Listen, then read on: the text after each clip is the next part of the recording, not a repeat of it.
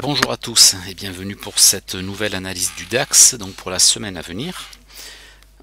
J'espère que vous avez tous passé une bonne semaine précédente, même si les plans ne se sont pas déroulés exactement comme prévu, mais que vous avez su vous retourner votre veste et tirer parti de la situation. Donc, c'est parti donc pour cette semaine. Donc je me suis mis sur l'annuel juste de manière anecdotique, juste pour montrer quand même la tête de la bougie annuelle qui forme quand même un bel avalement baissier. Et si les prix d'aventure avaient l'idée de repartir tester les plus bas, on imagine la taille de la bougie et l'avalement baissier que cela représenterait, puisque ça valerait quasiment 6 mois de... C'est 6 mois que je dis, 6 ans de hausse. Donc quand même, ce n'est pas rien, c'est juste pour montrer un petit peu l'ampleur de la crise que l'on est en train de traverser. Si la bougie revenait en bas, je pense que ce serait la plus grosse bougie rouge de l'histoire. Voilà, juste anecdotique. Donc je passe en trimestriel. Bon, en trimestriel, rien de plus à dire par rapport à la semaine dernière, puisque à cette échelle-là, on n'a pas beaucoup bougé. On était allé tester les 11 030, on est un petit peu redescendu. A priori, si d'un point de vue Ishimoku, enfin plutôt lecture, pas Ishimoku, lecture des chandeliers japonais, on a une petite bougie verte dans une grosse bougie rouge, donc ce qui pourrait s'apparenter à un harami haussier.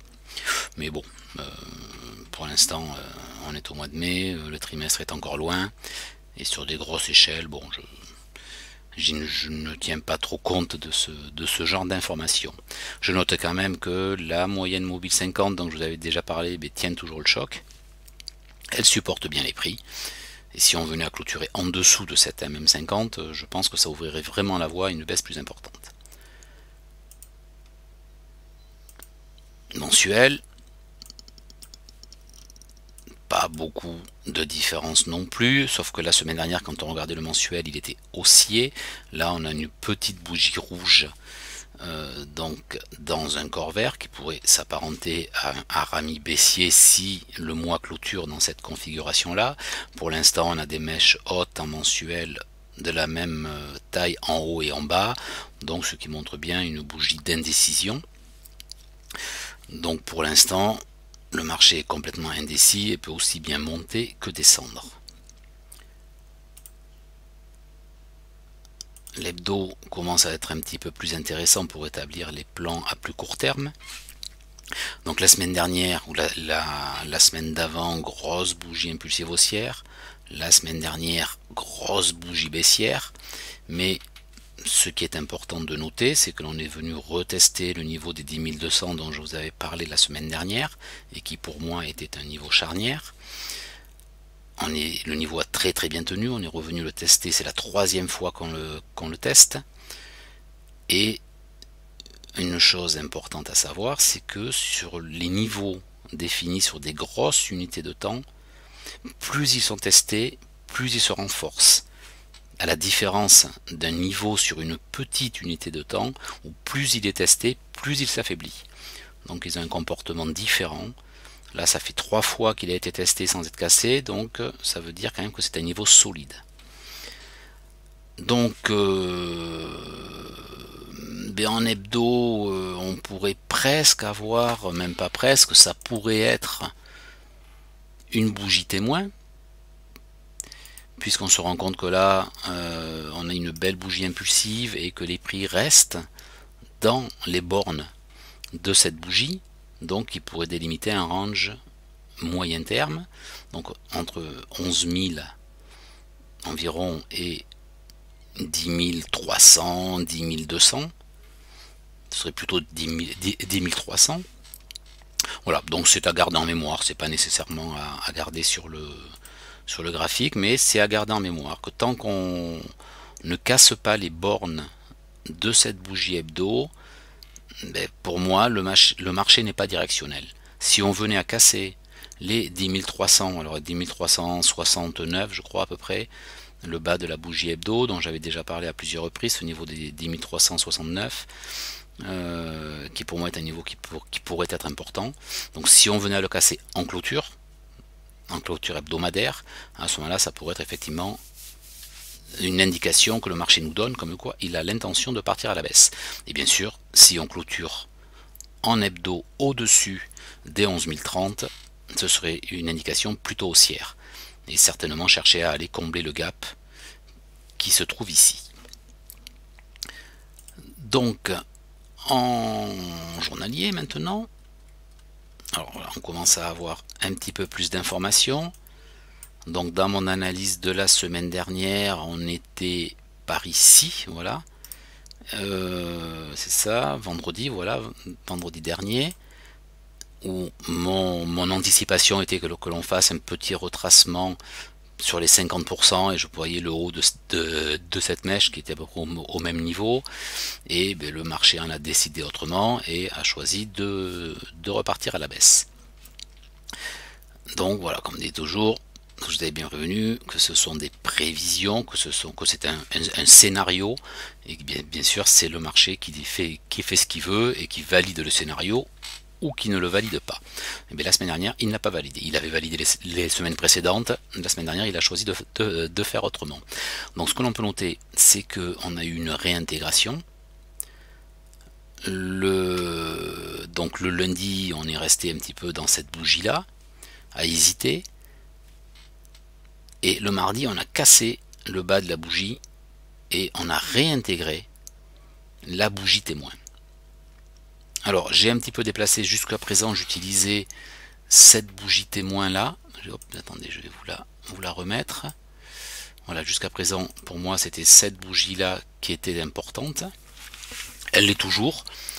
Je vais supprimer l'autre. Voilà, donc cette bougie, on peut voir toujours que ma foi, on réintègre, on reste dedans, on la recasse, on la réintègre.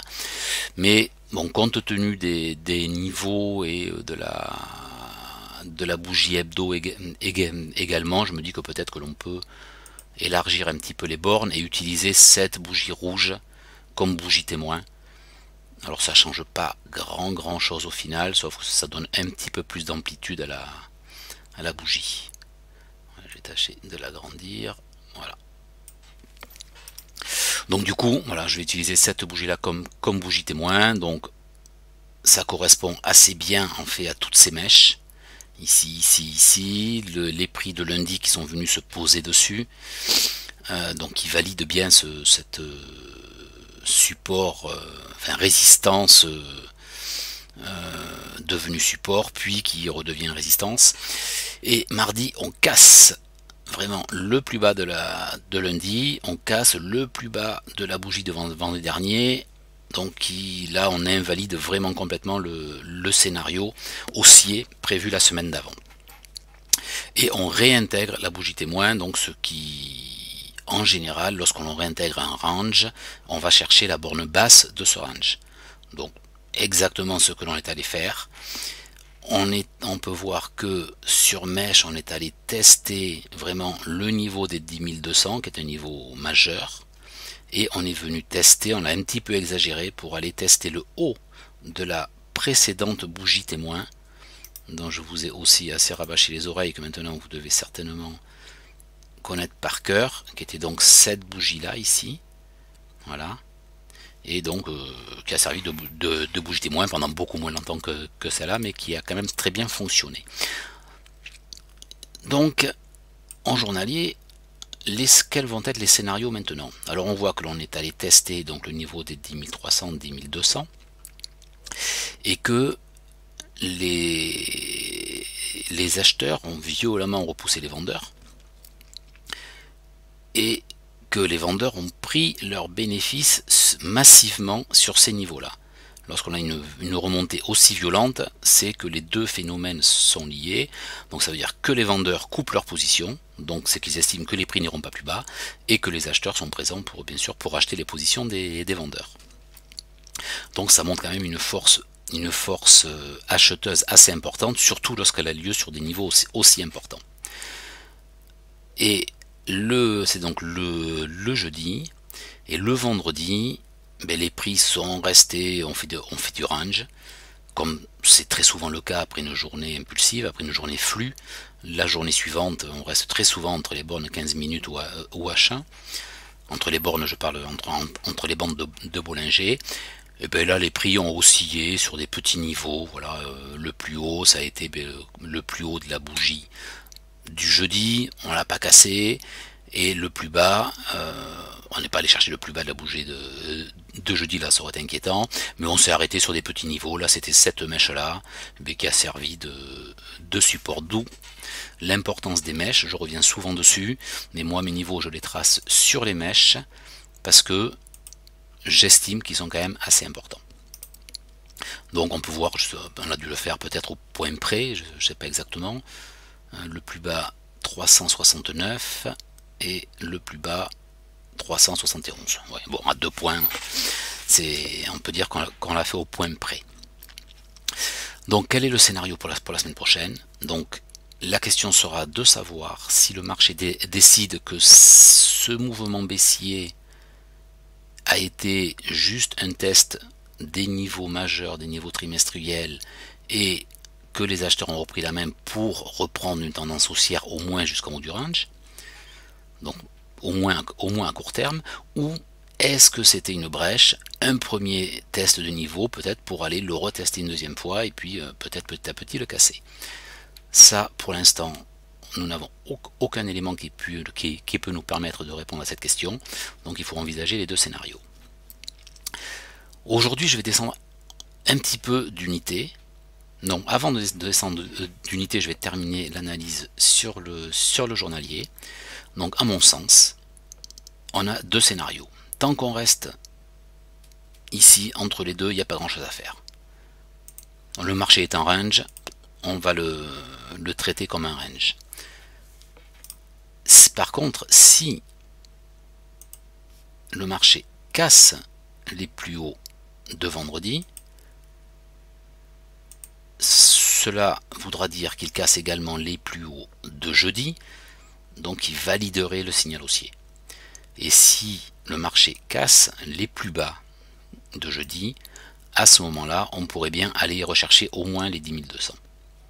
Et ensuite, à étudier, à voir si le marché choisit de continuer la baisse, s'il casse les 2200, ou si il utilise encore une fois ce support pour rebondir et repartir à la hausse. Donc pour l'instant, pour moi, on est vraiment un marché de range. Et la forme de la bougie que l'on a eue vendredi est très intéressante, puisque c'est une bougie d'indécision. C'est pas un doji parce que le corps est un petit peu grand, donc on appelle ça une toupie. Et cette toupie indique donc vraiment l'indécision du marché qui ne sait pas dans quelle direction on va partir. Et donc la cassure des bornes de cette toupie va donner l'indication au marché. Donc je vais descendre un petit peu, comme je le disais tout à l'heure, je vais descendre un petit peu d'unité, car certains collègues traders m'ont posé des questions et m'ont proposé une analyse sur une unité plus petite que j'ai trouvée extrêmement intéressante. Et je pense en particulier à Emmerich. Bon, H4, pas grand chose à dire, sauf qu'on est vraiment allé chercher le bas du range. On s'est arrêté sur le milieu du range, qui a été un petit peu travaillé. Voilà, donc là on est arrêté là, on ne sait pas trop. Le milieu du range est toujours important, parce que c'est une zone d'équilibre, où les prix peuvent soit casser à la hausse pour aller rejoindre le haut du range, soit casser à la baisse pour aller rejoindre le bas du range. Et souvent, lorsque les prix sont au milieu d'un range, et qu'ils se retournent sur le milieu, et très souvent ils vont aller casser la borne dans la direction dans laquelle ils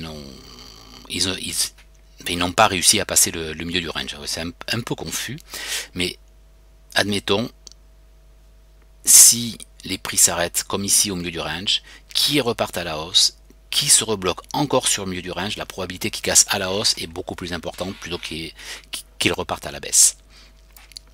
Voilà, bon, ça c'est pas un range qui est très joli, mais souvent on le voit sur des ranges bien dessinés où les prix vont vraiment d'une borne à l'autre, vraiment où ils vont vraiment d'une borne à une autre borne, à une autre borne, à une autre borne, voilà, et qui dessine vraiment ça, et que à un moment donné, hop, ils s'arrêtent là et ils repartent. Et en général, c'est pour aller casser la borne basse. Voilà, donc c'était juste un petit aparté qui n'a rien à voir avec l'analyse aujourd'hui, mais qui peut toujours servir. Donc j'ai tracé ici les bornes hautes de la bougie de jeudi, les bornes basses, et bien voilà, maintenant reste à voir ce que le marché va nous dire. À mon avis, entre les deux, il n'y a pas grand chose à faire, en tout cas sur le moyen terme. On va voir en H1 qu'on peut essayer de rentrer en court terme, mais tant que le marché ne nous donne pas d'indication claire, il est préférable de rester à l'écart. N'oubliez pas que ne pas trader, c'est aussi trader. Donc en H1, on peut voir, on peut dessiner un petit range. On voit que les prix, voilà, ont travaillé, ils ont fait une exagération, et après toute la journée, ils sont restés dans un petit range. Donc l'on pouvait voir d'ailleurs en journalier, il me semble. Est-ce que j'avais vu? Ouais, non, non, pas trop. Pas trop. Donc, on peut voir, voilà, que les prix butent à de nombreuses reprises sur les mêmes supports et résistances, et que donc, effectivement, on pourrait tracer un petit range. On voit qu'on a un niveau ici qui a bien servi, mais sans aller chercher aussi loin. Voilà. On a un petit range supplémentaire en H1 ici, donc qui nous donne une petite indication, car comme en général avec un range, eh bien c'est lorsque les prix cassent la borne du range qui nous donne une direction. Donc à court terme, on a plusieurs possibilités. Soit les prix cassent la borne du range, vont chercher ce niveau daily que j'avais tracé. Voilà, ils cassent la borne du range, ils viennent retester la borne qu'ils viennent de casser, le niveau qu'ils viennent de casser, pour repartir à la hausse. Ça, c'est une possibilité. La deuxième possibilité est que le haut du range tient et que les prix repartent à la baisse pour continuer à ranger entre les deux bornes. Et enfin, la troisième possibilité, évidemment, vous l'avez tous vu, c'est que les prix, à un moment donné, cassent le range et décident de repartir à la baisse. Voilà, donc les plans donc pour les jours et la semaine à venir sont on casse en haut, on redevient haussier, on casse en bas, on redevient baissier, et si on casse à la hausse, c'est pour aller au moins chercher la borne haute de la bougie témoin, et si on casse à la baisse, c'est pour aller chercher la borne basse de la bougie témoin. Voilà, globalement, en faisant attention au niveau des 300 qui est important, qui là a été traversé comme dans du beurre, mais qui précédemment avait été travaillé. De même que le niveau des 612, enfin des 600, globalement avait été travaillé un petit peu ici, voilà, on voit que c'est un niveau qui a été travaillé, mais qui généralement est transpercé, voilà, c'est pas un niveau majeur, puisqu'il sert juste de pause avant de repartir. Et on voit souvent d'ailleurs en ce moment sur le Nasdaq qu'on a une zone de travail à peu près tous les 100 points. On voit qu'on en a à 200, ici à 200, à 300, ici à 400, à 500, à 600, à 700. Vous voyez, c'est vraiment tous les 100 points, on a une zone importante. En tout cas, une zone de travail. Voilà donc l'hypothèse pour la semaine prochaine. Donc pour résumer, moi j'aime bien avoir une vision d'ensemble en journalier. Donc en journalier, soit on casse le plus haut de vendredi pour aller chercher la borne haute et après à voir si les prix choisissent de continuer à la hausse ou pas, ou de rester dans le range, soit on casse le plus bas de vendredi à la baisse pour aller chercher le bas du range et pareil voir si les prix cassent le bas ou rebondissent. Donc bien sûr n'entrez que sur signal, n'entrez pas à l'aveugle sur touchette des niveaux, car c'est un très bon moyen pour se faire sortir. Et je vais juste montrer une dernière petite chose que j'ai remarqué sur le H1.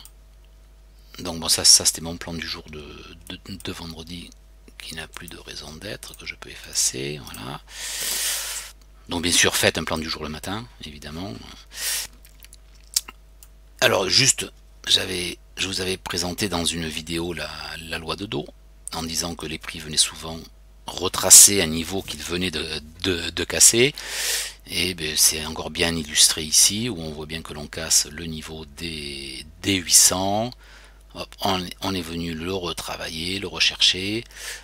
On a cassé ce niveau-là de manière impulsive, et bien là, je sais que si on descend en 5 minutes, on voit qu'il y a une hésitation, mais que les prix avaient décidé, donc avaient décidé de descendre plus au sud,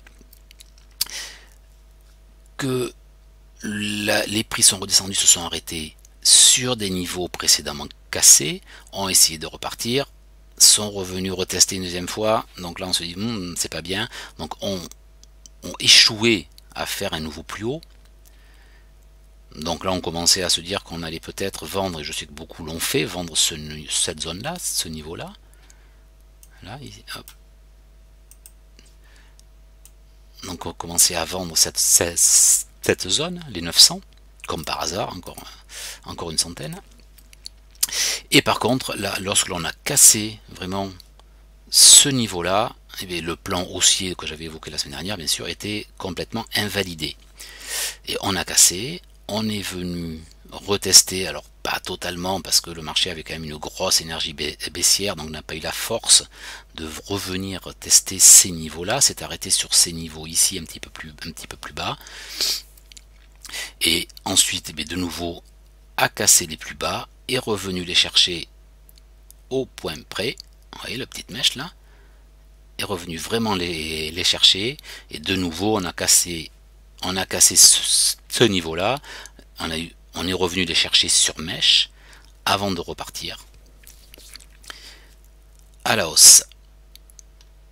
Et lorsque l'on casse ces niveaux que l'on voit mieux en 15 minutes, voilà, donc on voit beaucoup mieux la structure de marché en 5 minutes. Là je l'avais un petit peu simplifié en 1 heure. Vous voyez, ça c'est la mèche dont je parlais, où on est revenu tester la cassure, on l'a très légèrement exagéré, on est revenu sur ces sommets là. Et de nouveau, ici on a un plus bas que l'on vient casser, que l'on vient retester quasiment au point près, avant de repartir. Poum, on descend, là on manque de force pour aller retester le niveau, on recasse de nouveau, au niveau de la résistance du support que l'on vient de casser, on hésite un petit peu, et les prix recassent le plus haut. Et là on se dit, oh, première alerte, tiens, ne redeviendront pas haussiers, voilà, la baisse ne serait-elle pas terminée? Donc les prix continuent, reviennent tester, mais sans vraiment réussir à revenir chercher ce sommet. Ils se sont arrêtés sur celui-ci, recassent de nouveau un nouveau plus haut et viennent le rechercher. On est au-dessus de la MM50, et là ben on se dit bingo, on peut payer. Voilà. Et donc voilà, donc cet exemple là que je voulais montrer de la structure de marché, et ensuite on revient tester les niveaux et on rentre en range. Mais on le voit même à l'intérieur du range, on voit très bien que on a un petit sommet, on vient le casser, les prix là reviennent le tester avant de repartir à la hausse. Voilà. Et bon, si on continue toujours en 15 minutes, là on a des sommets, on a un niveau ici qui est cassé, qui est revenu tester ici avant de repartir à la baisse. Voilà. Donc si on analyse et qu'on décortique les marchés, on peut encore descendre en 5 minutes, en 1 minute, et on verra que la structure du marché est toujours la même et que les prix font toujours la même chose. Voilà, ben cette vidéo était peut-être un petit peu plus longue que d'habitude, je m'en excuse, on est déjà à 24 minutes. Donc, comme d'habitude, je vous souhaite une bonne semaine de trading. J'espère que cette analyse vous sera utile et n'hésitez pas à poster des commentaires ou à poser des questions. À bientôt et bonne semaine.